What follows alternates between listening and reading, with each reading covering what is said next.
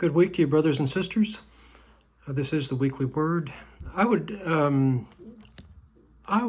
encourage you, if you can, between now and Sunday, take a look at 1 Corinthians chapter 8, verses 1 through 13. 1 Corinthians 8, 1 to 13. It's a really oddball passage, and it's about food offered to idols. And St. Paul goes on for several paragraphs about this issue, which was important to the people of Corinth, important enough that he included it in his letter. So if you would take a look at that would probably prepare you for the sermon on Sunday.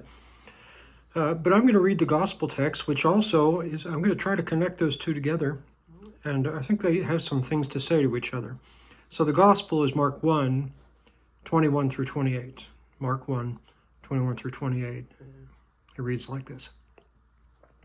They went to Capernaum, and when the Sabbath came, he entered the synagogue and taught. They were astounded at his teaching, for he taught them as one having authority, and not as the scribes. Just then there was in their synagogue a man with an unclean spirit, and he cried out, "What have you to do with us, Jesus of Nazareth? Have you come to destroy us? I know who you are, the Holy One of God." But Jesus rebuked him, saying, "Be silent, and come out of him." And the unclean spirit, convulsing him and crying with a loud voice, came out of him. They were all amazed, and they kept on asking one another, "What is this? A new teaching with authority. He commands even the unclean spirits, and they obey him." At once his fame began to spread throughout the surrounding region of Galilee. So Jesus has begun his teaching ministry in the synagogue. He went to synagogue, to church, if you will, regularly.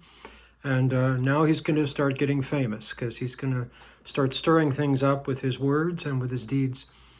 And so we'll be following Jesus in his ministry, his local ministry in Palestine for the next couple of months. And also as we are preparing for Lent. I wish you all a blessed day. May God's peace be with you.